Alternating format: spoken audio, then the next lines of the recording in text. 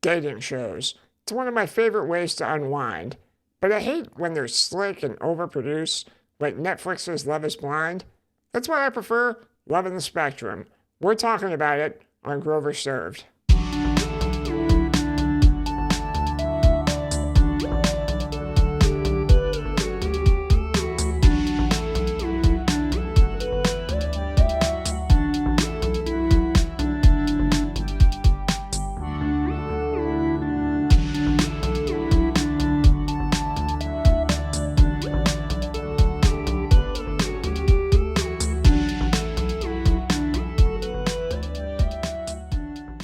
Hi, I'm Tanner Grover.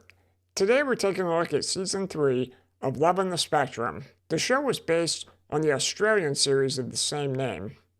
We've been on a journey with a cast of diverse characters for a few years now as they navigate the world of dating and love while being on the autism spectrum.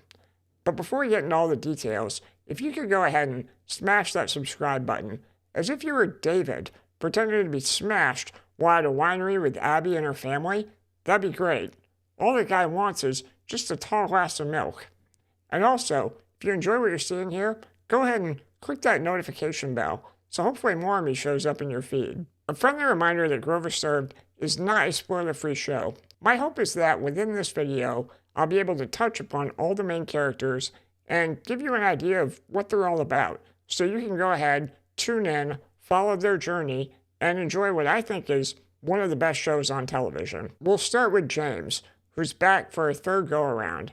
His long blonde locks are still intact, and he dons a number of loud shirts throughout the entire series. James is a hoot. He's full of energy, and he's very opinionated. He really wants to find a partner who doesn't have pets or doesn't want children. At times, he's his own worst enemy. In the very first episode, he goes on a round of speed dating and it doesn't work out.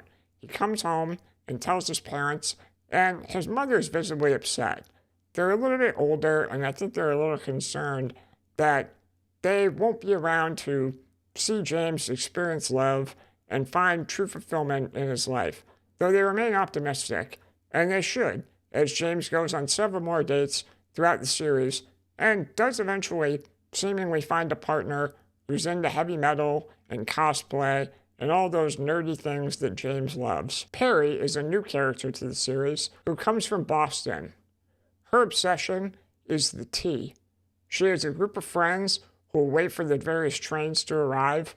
They're often holding signs and cheering loudly. The conductors ring the horn because they obviously know who these people are. I've never seen a group of people so passionate about something in my entire life, but it's really endearing to watch. And she's looking for love. Pari's dated guys in the past, but on this season, she's looking to date a girl for the first time.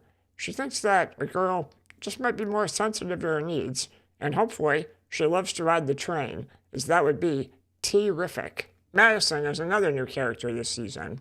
She's quite conversational and has a passion for American Girl dolls and beads. She also matches her eyeshadow to her dress color quite consistently. But she has some trouble getting out of her comfort zone, which is why she meets with dating coach Jennifer Cook, who's been a recurring character throughout the series. Madison's first date doesn't go so well, but then she goes on to date Tyler, a cowboy who's very in tune with her passion for gifts. That's her love language. And eventually, Madison introduces Tyler to her parents, where they show no shame in displaying their affection for one another. Tanner is back from Season 2, with his $1 million smile, giving everyone high fives, and generally being the most positive person in the room. He definitely inspires me to be a better Tanner. One of my favorite scenes is when he's sitting around the lunch table with his bros, talking about what kind of girl he'd like to date this season, and Tanner is looking for a party animal. His first date just doesn't really match his energy, but eventually he meets Callie, who's always ready to get down and do a little dancing. Connor is back, and he's on the hunt for someone witty and charming. In my opinion, him and his family are the collective MVPs of this season. Connor speaks with an almost regal accent, as if he were some kind of Game of Thrones character. He has a big sword collection and an extensive knowledge of movie quotes. On one date, He's in a gazebo checking out some ducks that are getting it on in the pond. He covers his date's eyes and tells her to look away, explaining that a real gentleman would never do such a thing, especially on a first date. It's hilarious, and it's also a joy for us to accompany him on his quest for a brunette demigoddess. We then catch up with Dani and Adon.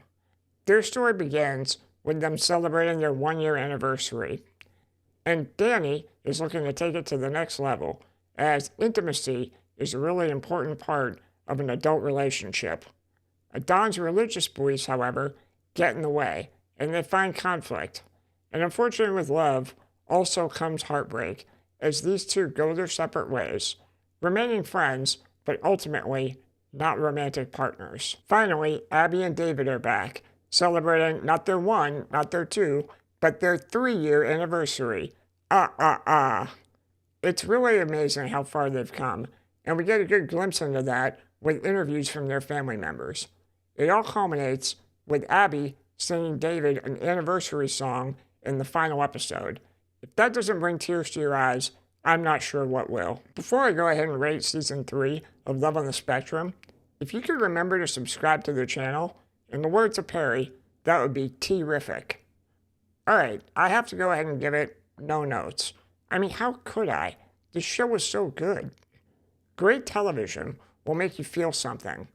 It'll make you laugh, it'll make you cry, and Love on the Spectrum does that in all the best ways. So much of reality TV is based on fakeness. But with these characters, probably because of their disabilities, they just have no filter, and that makes them much more authentic. I myself am physically disabled, and I can really relate to their journey of self-discovery and wanting to find love and just connection with other people. After all, that's what this world is all about. Love on the Spectrum always puts me in a good mood. Have you seen the series? If so, who are some of your favorite characters? Who would you love to see return for a potential Season 4? Alright, I hope you enjoyed this episode. Thanks for tuning in to Grover Served.